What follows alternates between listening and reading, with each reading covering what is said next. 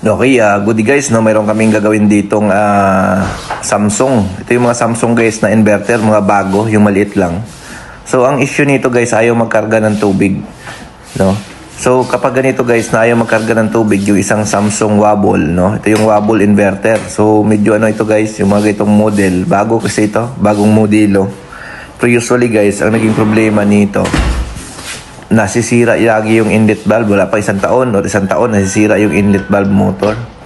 So ngayon ang i-check namin dito yung inlet valve motor, no? So sana hindi naapektuhan yung motherboard kasi kadalasan guys yung mga wobble kapag nasira yung inlet valve motor naapektuhan yung pinaka board niya, no? So ito guys, binuksan natin yung likuran. So ito po ay guys ay inverter, no? Samsung Wobble inverter, yung mga old mga bagong modelo ngayon, no?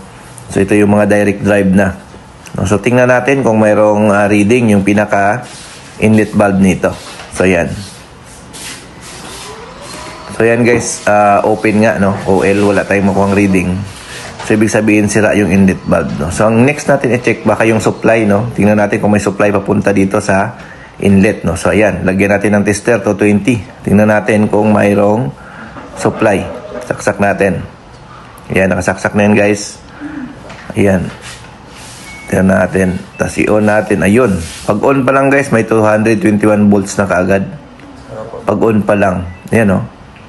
Wala pang ibang ginawa guys. Pag on pa lang, 224 volts na ang nag-appear dito sa kanyang supply sa inlet. So, ibig sabihin, continuous na yung supply nito galing sa board, no? So, yun. So, ibig sabihin guys, kapag ganito, ayan, sira yung board, no? Damay yung board. So, sira yung inlet valve, sira yung board, no? So, kapag ganito, no? Ayan, no? Kahit sa spin natin ilagay, guys, yan mo. Ayan. Kahit sa spin dry yan, guys. Ayan, no? Spin dry mode yan, pero may 220 sa inlet valve. So, tuloy-tuloy yung karga ng tubig. So, yun. So, kapag ganito, guys, ang kailangan dito palitan, yung inlet valve at saka yung board, no? Palitan. Ngayon, kung gustong repairin yung board, pwede naman, palitan lang yung triac, no? Yung switching triac doon sa board, pwede naman siyang palitan. Tapos palitan din yung inlet valve, no? Kasi nagkakaroon siya ng parang backfire. Pag nasira yung inlet valve, nasira din yung board. So pwede yan repairin, palitan ng triac yung board, no? So dito, ang issue nito, hindi na namin to ni-repair kasi wala kaming dalang triac na pamalit. So mag-option na si customer na magpalit ng unit, no? Kasi nga, ang history nito guys, bago pa lang, 3 months pa lang daw sa kanya, nasira na yung inlet valve. So, pinalitan na ito ng service center.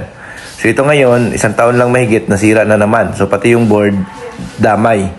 Kaya ngayon, binabalik na natin to kasi nga, magde-decide pa si customer kung magpapalit siya ng board or papalit siya ng bagong unit. Kasi nga daw, dahil wala pang 1 taon nito, nasira yung inlet. Ngayon, katapos lang ng warranty, nasira na naman ulit.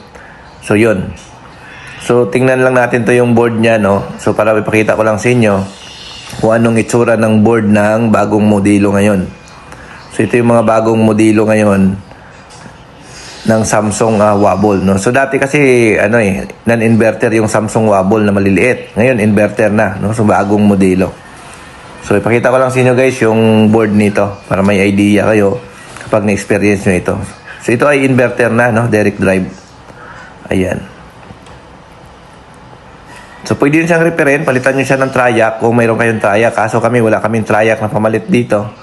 So, hindi namin siya ni-repair, no? So, yun, antayin namin yung advice ni customer kung magpapalit siya ng board or bibili siya ng unit na bago. So, yan, ito po yung board niyan, guys. Ayan, okay? Thank you, bye-bye.